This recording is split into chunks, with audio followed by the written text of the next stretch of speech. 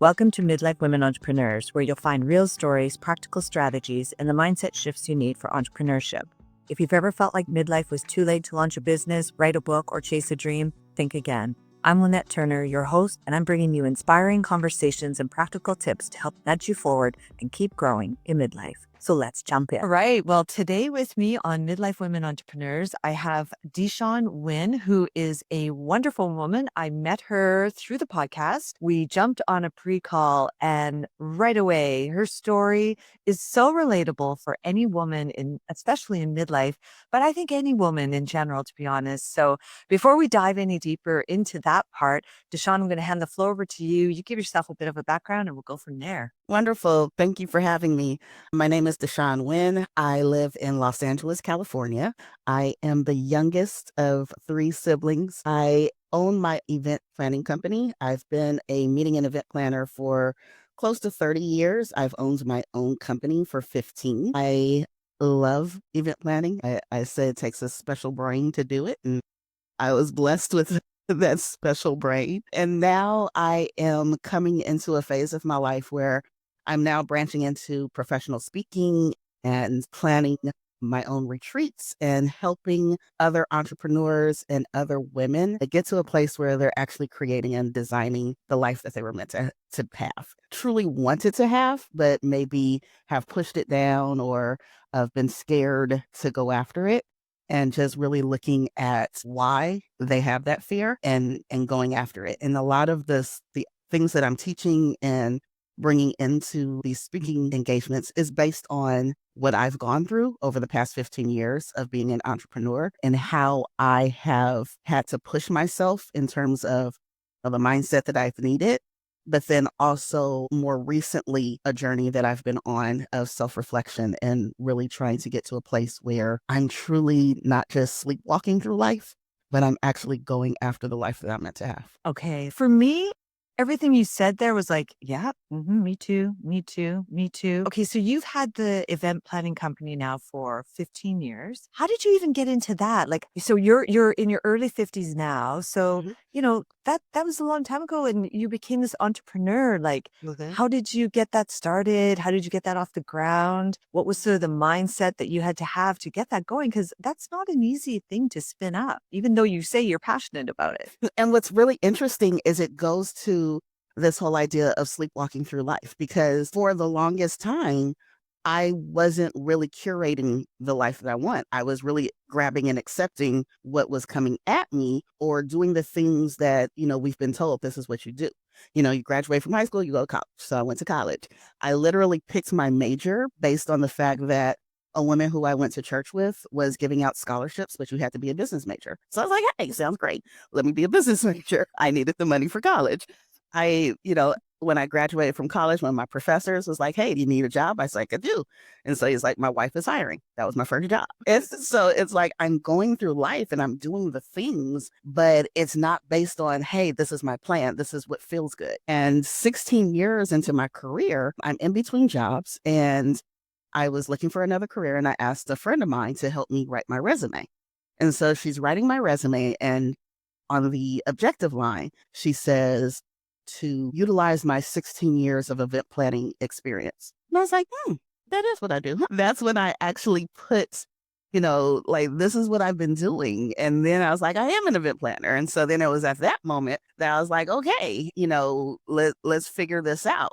And during that time, that was 2010. And so we were in the middle of an economic downturn. Normally, when you're having a financial crisis, the first jobs to go are event planning jobs. No one was hiring a corporate event planner at that time. And so then I was like, hey, do I just keep searching for this or jump off the diving board and let's start our own company? So that's how I got started in 2010. I was like, let's do this event planning thing. And so that's how I got started and started maneuvering. But again, during that time, it was a struggle for me. So that's where, it comes in with the mindset challenges and how do I keep myself motivated? And as entrepreneurs, a lot of times people don't understand why you're doing it. When the money's not coming in right, or you're not getting the gigs and the jobs and people are like, just get a job. Or no, I remember my mother still to this day, I love her, but she still doesn't understand what I do. And so when I'll be like, oh, I got this contract and my mom will be like, so that are you going in the office? Are they going to give you benefits? And I'm like, no. So she's like, oh, it's not a real job. So it's like this understanding of what I do. I always say it can be a very lonely experience. And so it takes a strong mentality to be able to do that. And that's part of that. I always joke and say I have this beautiful mind. Like it takes a beautiful mind to keep getting up every day and to keep going through it. And so now 15 years later, where I'm starting this new venture and this new business and professional speaking, I'm taking what I learned from that in terms of just being strong enough to keep going. But at the same time, I'm realizing it's been a journey of the past 7 years where I'm looking at the fact that life has been happening to you, but this is really the first time that you are fully stepping into creating the life that you want, if that makes sense.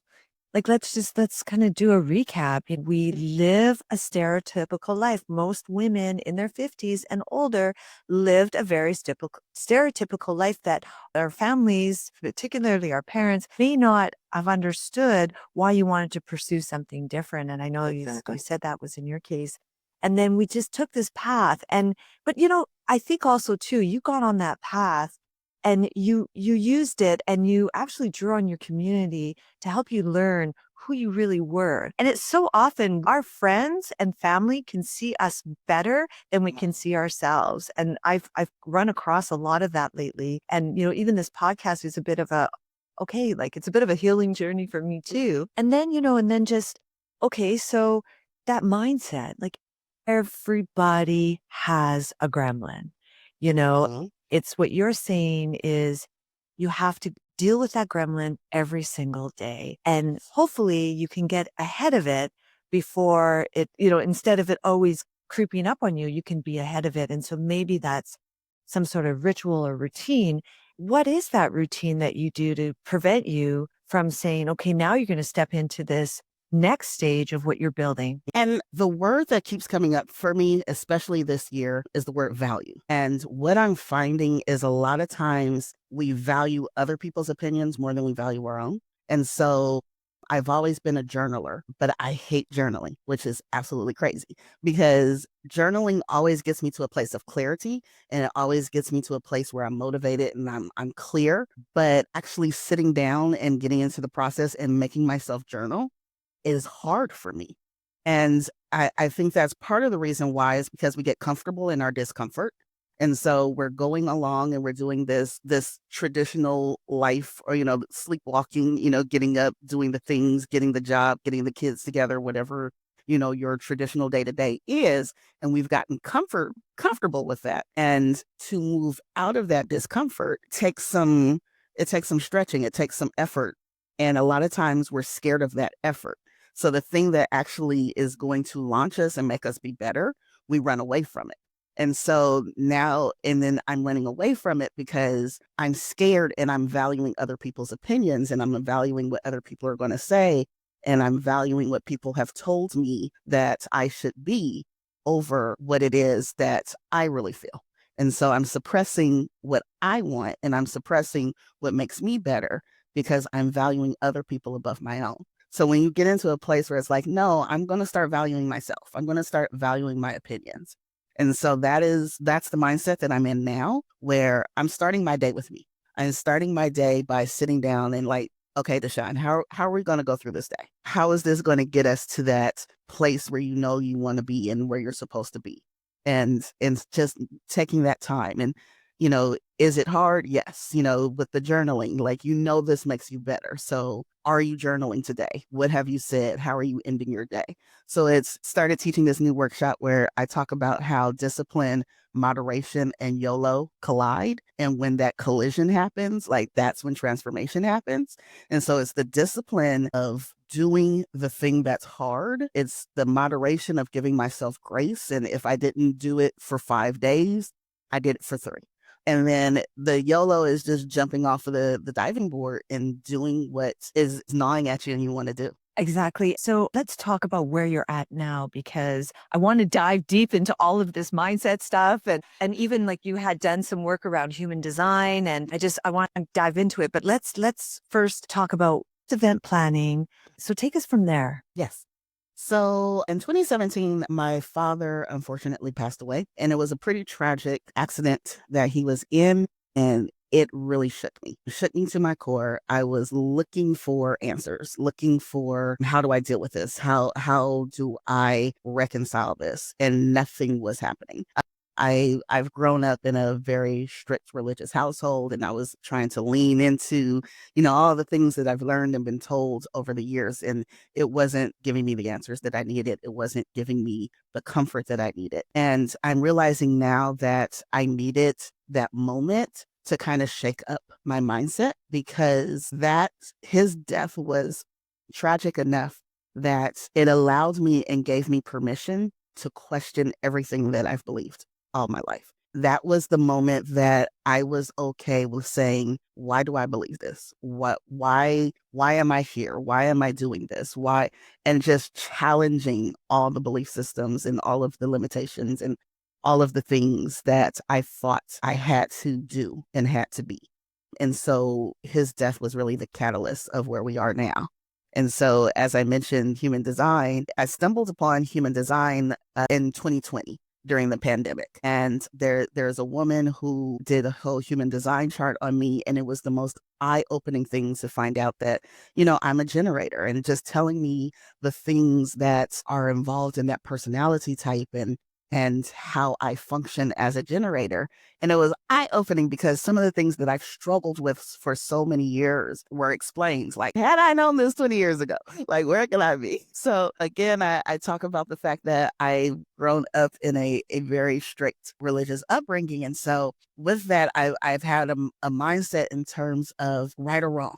Like, there's no gray area. It's either you're making, you turn left or turn right. And so I'm always trying to figure out, which decision is right, and over analyzing and trying to figure it out. And with human design, like, as a generator, like, I'm supposed to trust my gut. Like, it's my intuition that guides me. And so that fight of, this is where I want to go, but this is where my upbringing has taught me. And so just going through these years of letting go of the learned behavior and leaning into who I was actually designed to be. It's still a work in progress, because I tell you, things that she told me 3 years ago, I'm just now like, "Ah, yeah, I'm still not doing that."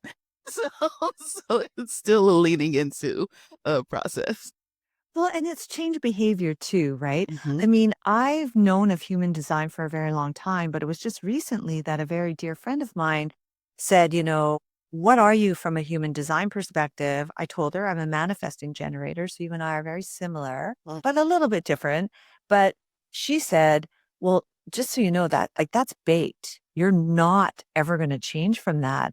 And I didn't understand that part of it, to be honest. I thought it was kind of like, these Myers-Briggs personality, and you can change over time based on, your different mindset, different ways of thinking. So it's really been part of my journey over the past few months as well to understand. Now I understand why I spin up so many projects. Hmm. It's Exactly. like, can't you just like start with one and finish it? Like, no, I like to have 5 or 6 things going at one time.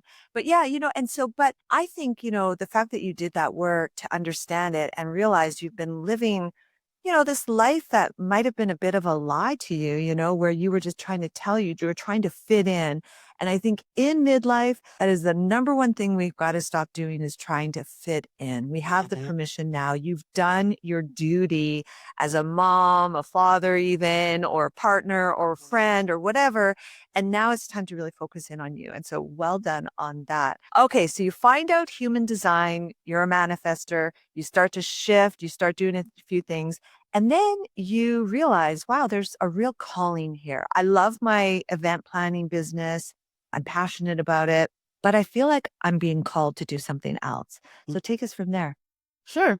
And again, it's that walking through life, sleepwalking through life type of thing, where you're realizing that you're doing the things, but you never really understood. And so when I started my company, like, trying to attend different industry events and industry conferences, I attended. My way of paying for these events was, let me do a workshop. And so it's like, the registration fee is high. So, let me submit a workshop. And if I get the workshop, then my registration is free, and it makes it affordable. So I've literally been doing this for 15 years. If I go back and I look at all the conferences that I've participated in, it's been since the beginning of me forming my company. But I never considered myself a speaker. It was a means to an end. I'm an event planner. I'm building my event planning company. But again, it's that something in you, something that won't let go. There's that voice that you keep ignoring. And so there is another speaker who I love. Her name is Crystal Washington. And on Facebook, she had posted a video about an upcoming speakers conference. The National Speakers Association was having a conference. And so she was like, hey, if you've ever thought about being a speaker, then this is the conference you need to be. And for some reason, for the first time, like I've seen her Facebook videos, I knew she was a part of the Speakers Association, but for some reason on that day, the message that she gave resonated and I listened and it clicked something. And so I reached out and I was like, hey, tell me about this association. Should I go? What do you think? And so this was 3 years ago. And it was the very first time. And I went to the conference and I sat in the audience and I listened. And at first, it was definitely an imposter syndrome moment where I'm like, okay, this is not the level of where I'm supposed to be. Like, this is, I'm just going to do little workshops at industry conferences. I'm not trying to be on somebody's stage. I'm not trying to be a keynote speaker. But again, so I played with it for several years. And so it was really the ends of last year that I was like, you know what? Why are you pushing this away? Like, why are you playing with this? Like, this is something that is in you. And interestingly enough, I was reminded about how in high school, I did speech contest. I had totally forgot that I did speech contest. I had totally forgot that I actually won some speech contests back in high school. And so again, it's that part where we're trying to push it away and it still keeps lurking back up of, no, this is where you're supposed to be. And so that's how I got it started. And so now I'm marrying my two loves. So I'm still doing event planning, but I'm also doing speaking and I'm creating these, what I call success retreats. And the idea is really just to get to a place where we can go through understanding the belief system, understanding, the mindset, and how the ego kind of works against us in some ways, how we're built to protect, but at the same time it's getting women to sit down and really start dreaming and really start taking that thing that's itching at them and writing it down on paper and getting to a place where it's saying that I'm willing to value myself and bet on myself and move forward. So while you were chatting and talking about the journey, the first thing I thought about is like clearly this woman has defined what she wants for her life because that's how all that other stuff starts to show up. The speaker conference, go take a look. And I think the universe does deliver what you ask it to deliver. And you have to be very clear in that vision, which I know that is exactly what you do when you're taking these women through that process and that framework.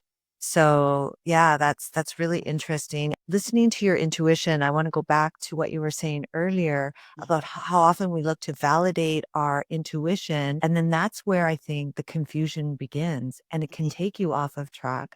So as much as I think listening to your intuition and then just going for it. But sometimes I find myself asking questions to my friends because I want something different, but my intuition is telling me, no, that thing is wrong. But I'm just going to go check with my friends first and see if it actually is wrong. And then if it is, okay, great. But if not, okay, see, I was wrong. And I don't think we should ever dismiss that first feeling. How do you handle that? I think it's after you bump your head enough, start to say, I don't want to do this anymore. And how do I do this differently? And just to back up just a little bit before I go there were elements of my vision and elements of my purpose that were showing up, even though I wasn't actively going after them. And I think a lot of that, because I look at our life in terms of a garden, like there is going to be something that grows.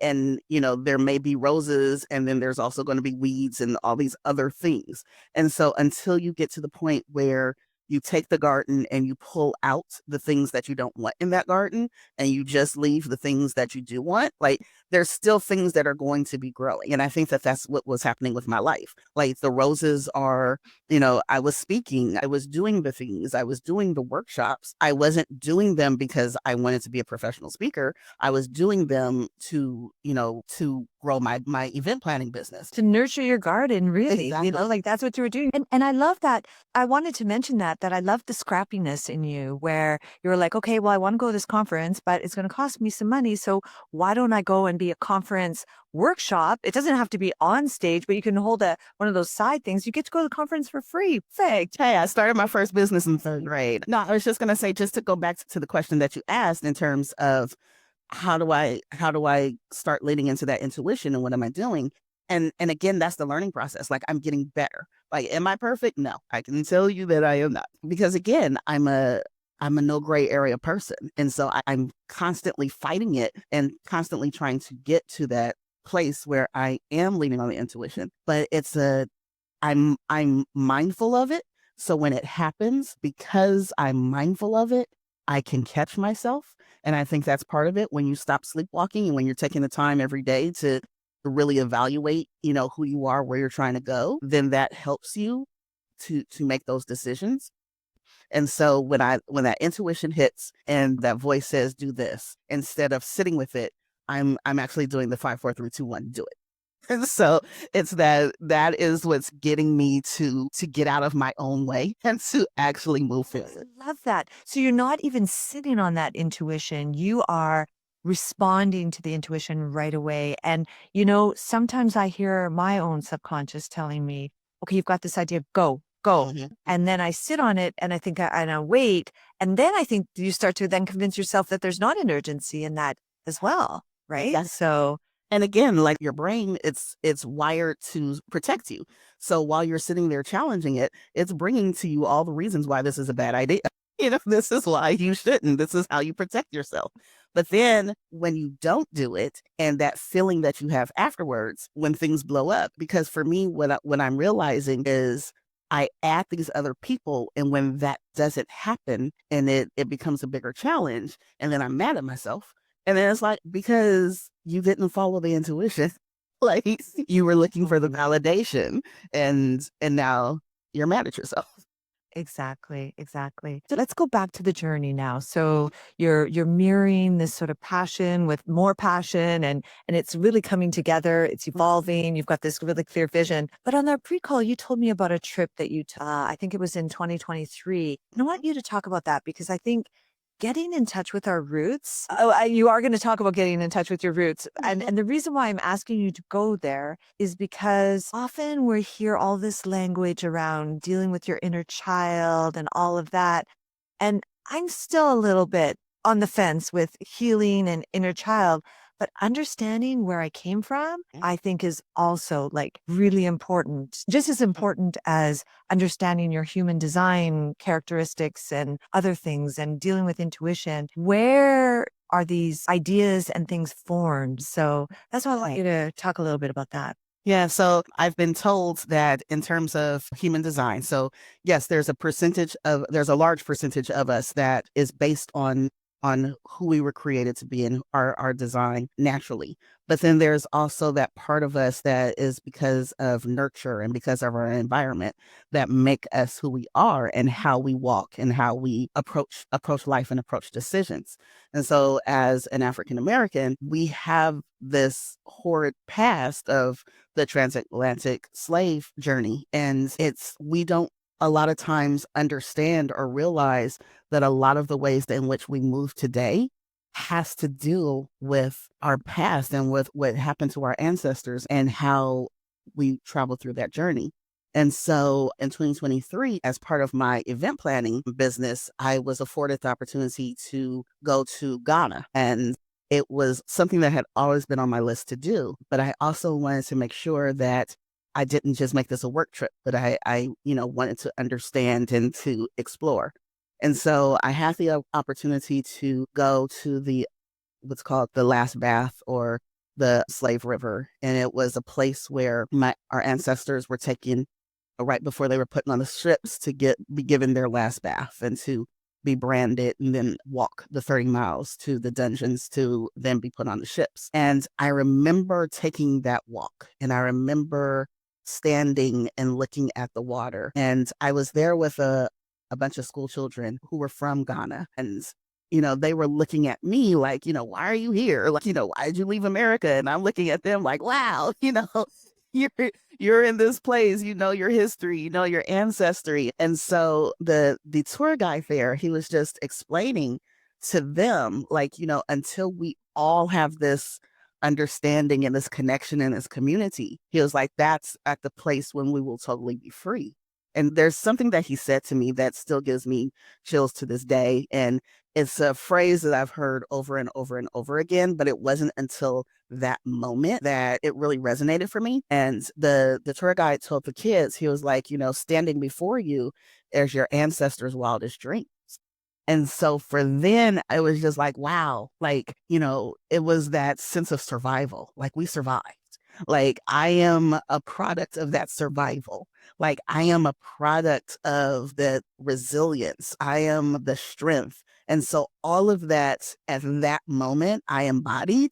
And so now it's kind of put another layer of what my purpose is. And so it's that broader purpose, that purpose of I'm healing some of the wounds of my ancestors. I'm healing some of the destruction that has come from the slave trade.